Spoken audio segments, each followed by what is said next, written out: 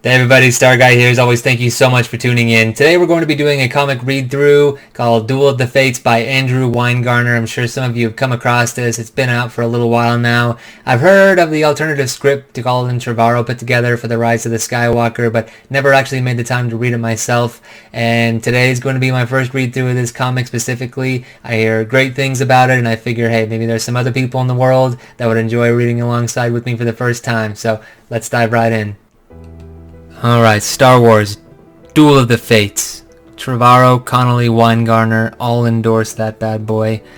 It's a nice looking fan art here put together. Star Wars, Episode IX, Duel of the Fates. The iron grip of the First Order has spread to the farthest reaches of the galaxy. Only a few scattered planets remain unoccupied. Traitorous acts are punishable by death. Determined to suffocate a growing unrest, Supreme Leader Kylo Ren has silenced all communication between neighboring systems. Led by General Leia Organa, the Resistance has planned a secret mission to prevent the annihilation and forge a path to freedom. Core Worlds, the planet Kuat, home of the Kuat Drive Yards, orbital shipyards, producer of the galaxy's most terrifying Imperial weaponry.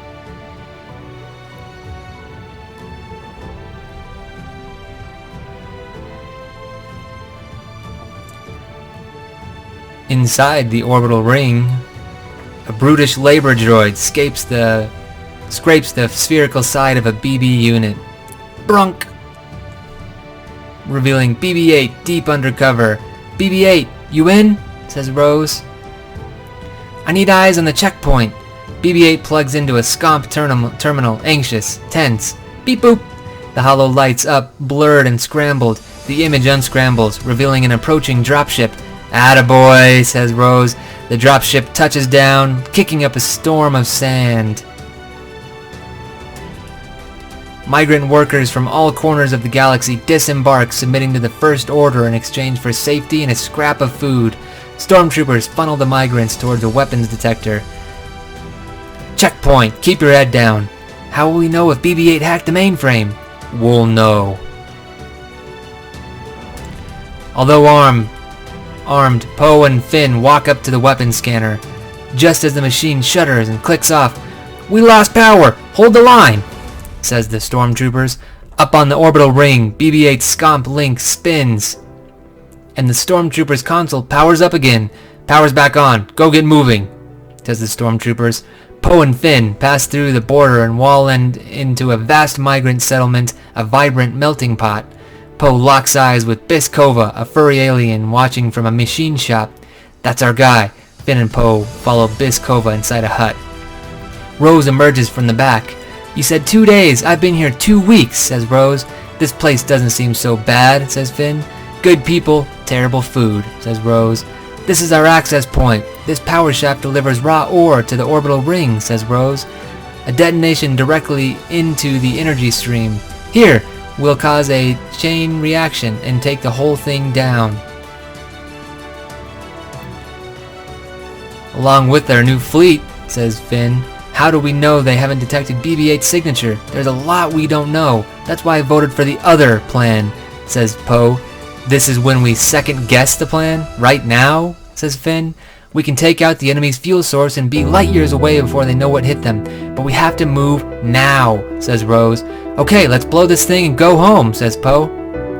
Soon, Finn, Rose, and Poe move past the migrant workers towards the power shaft base. "BB-8, don't worry, I'm alive. Unlock the power shaft doors and get ready with that shuttle."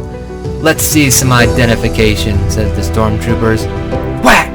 Bzzzt, bzzzt, bzzzt, bzzzt, shocking the stormtroopers, knocking them out.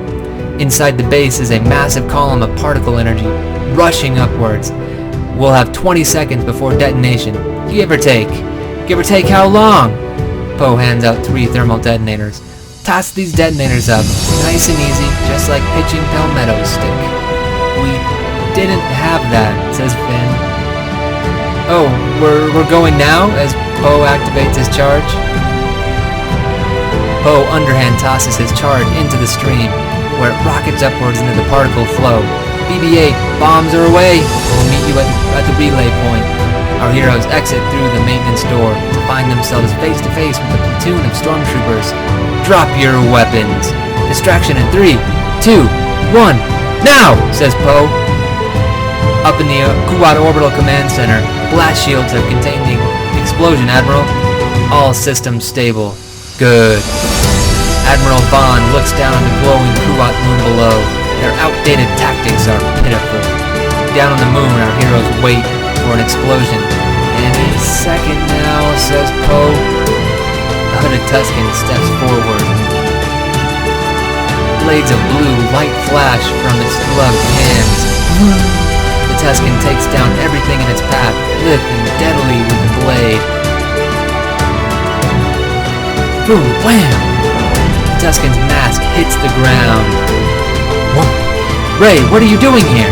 Says Finn. A simple thank you would do, says Rey. Vin, vin, vin, vin, vin, vin, vin, as she throws that dual-bladed lightsaber,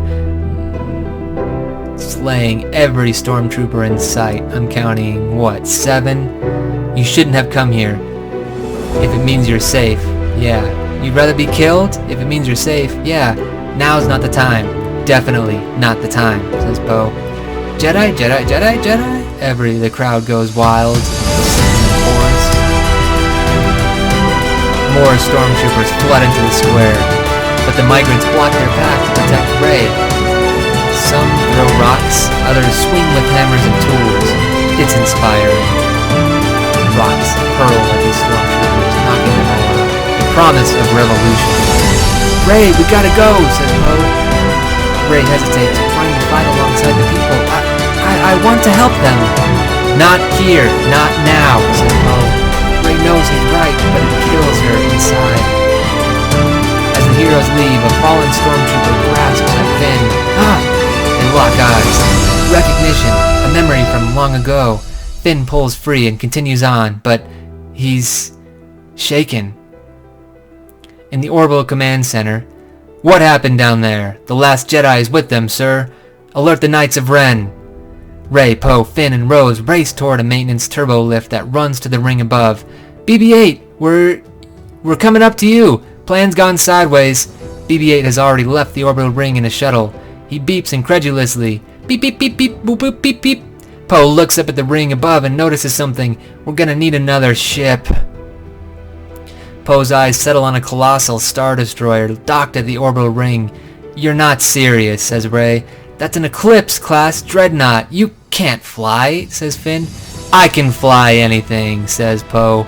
We had better odds on Raxus Prime, says Rose. That was not my fault. You need to let Raxus Prime go, says Finn.